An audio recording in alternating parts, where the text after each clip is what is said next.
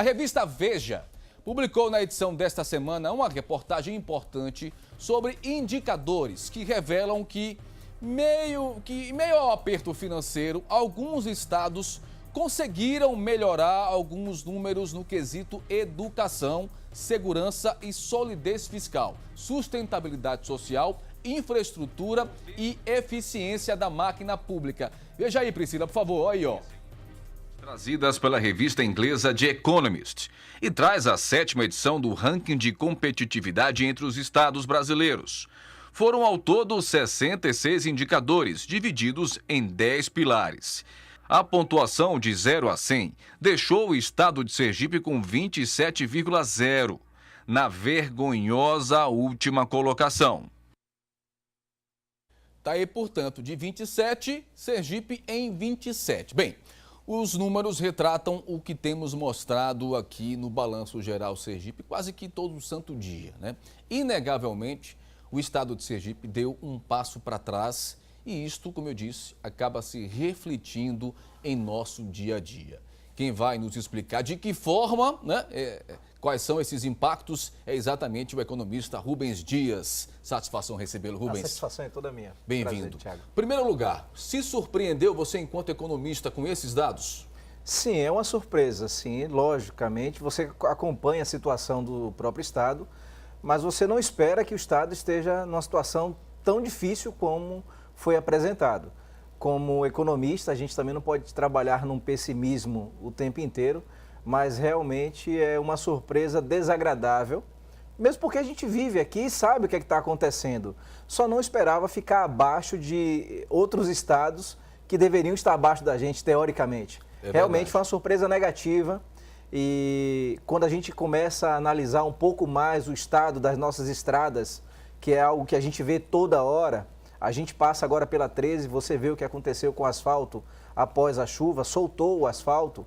E aí você percebe que realmente tem um significado, a gente está aqui dentro, não pode dizer mentira. Olha, e tem algo a ser levado em consideração, viu, gente? Porque, veja, porque estamos em crise, a gente está ouvindo essa conversinha mole há muito tempo. Sem dúvidas. Crise está para todo mundo. Perfeito. Aí eu te pergunto, Rubens, por que alguns estados conseguem driblar esta crise e ter exatamente nesse ranking, repito, que foi um estudo realizado pela revista britânica The Economist, ou seja, é uma revista altamente respeitada. Sem sombra de dúvidas. E a gente vê alguns estados, por exemplo, a Paraíba no Nordeste foi o estado segundo o ranking que obteve melhor número, melhor índice. Né? E Sergipe, né, está atrás, por exemplo, de cidades e estados como o Amapá. Eu conheço muito bem o Amapá, já trabalhei por lá.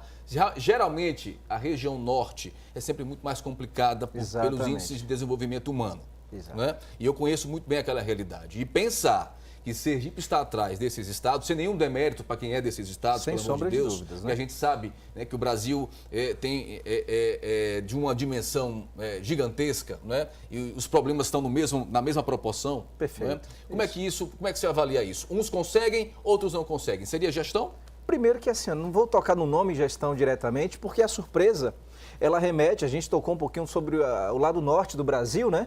Nós estamos aqui no Nordeste com belíssimas praias, com região maravilhosa para turismo, e é uma das pautas de hoje do Balanço Geral, a questão do mau aproveitamento turístico. E aquilo que a gente tem de atrativo está sendo degradado e mal cuidado, não cuidado, ou dando a devida atenção. Então essas são consequências, porque se não está havendo um cultivo pelo nosso turista, como é que entra renda no estado? O que é que nós temos para dar a mais para quem vem de fora? Né? Nós estamos vendo aí situações como parada de festas tradicionais no estado, que movimentam recursos também. Naturalmente, você falou uma palavra falada, crise. Gente, crise está na cabeça de quem vê. Algumas pessoas vivem de crise, outras vivem de solucionar os seus problemas. Ao invés de focar no problema, por que não foca numa solução para o problema? Aliás, esse é o mal do ser humano de uma forma geral, né? Quando sempre aparece um problema, a gente foca no problema em vez de se preocupar com a solução desse problema. Só que a gente não espera isso dos governantes. A gente espera que um líder, ele tire a gente de onde está e nos leve para uma posição melhor. Eu acho que isso está faltando no Estado, Thiago. Pessoas que realmente acordem para ver o que está acontecendo e movimente. Porque dinheiro, investimento, a gente não consegue nem sempre de imediato, mas mediatamente. Hoje se faz para amanhã ter retorno. Por isso que entra o planejamento, né? Perfeito. Cadê o planejamento? A gente está falando de crise, mas cadê o planejamento? Cadê a estrutura governamental que vai trazer recursos para o Estado? O que é que está se fomentando hoje para o turista vir para o nosso Estado? O que é que nós tivemos final do ano passado? Quais foram as festas que tivemos? Exatamente. Então, qual é o atrativo? Olha, e vale lembrar o seguinte, ao longo dessa semana nós vamos esmiuçar esses dados, vamos trazer dados estatísticos sobre várias perspectivas, né? Sim. Porque é o seguinte, a publicação, ela traz aí 66 indicadores, isso, 66 exatamente. Indicadores, divididos em 10 pilares. Eu vou repetir para que fique muito bem claro. Infraestrutura, educação, sustentabilidade social, segurança pública, está aí também mais um item avaliado, solidez fiscal, que é extremamente importante, lógico, até para você atrair recursos e investidores, né? Capital humano, sustentabilidade ambiental, potencial de mercado e inovação. Ou seja, ficamos em último lugar em tudo isso. Como eu disse para você, a gente trabalha aqui dentro e quem trabalha realmente dentro do Estado espera que não estivéssemos numa posição tão complicada como essa. Para a gente finalizar, é possível a gente vislumbrar uma solução a médio e curto prazo? O governo começar a mostrar políticas de planejamento financeiro e orçamentária para o Estado. Eu acho que isso tem que deixar muito bem claro, isso não está claro para a população. Esses investimentos na infraestrutura também precisam ser passados. Quais são as propostas governamentais para reinvestimento? O que é que pode ser dado para o turista? E isso tem que começar a ser feito agora, para começar a fazer esse investimento e mostrar o que é que Sergipe tem de bom. Se a gente não começar a fazer isso agora, ou só querer tomar posicionamento próximo do final de ano, realmente você vai continuar vendo esse problema. E outra, viu, Rubens, temos que lembrar o seguinte, ano que vem, atenção, você que está nos acompanhando, é um ano eleitoral. Perfeito. Via de regra, as coisas só tendem a funcionar mal e porcamente, digamos assim, até no primeiro semestre.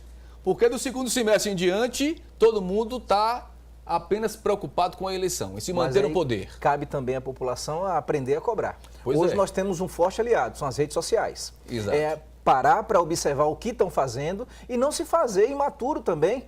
Não deixar as pessoas enrolarem você de uma maneira completamente infantil e você acreditar nisso, cobrar aos governantes medidas efetivas. Depois não adianta chorar pelo leite derramado. Perfeito. Né? Meu querido amigo Rubens, satisfação conhecê-lo pessoalmente. Prazer sempre foi às meu. ordens, viu? Digo mesmo. Grande abraço.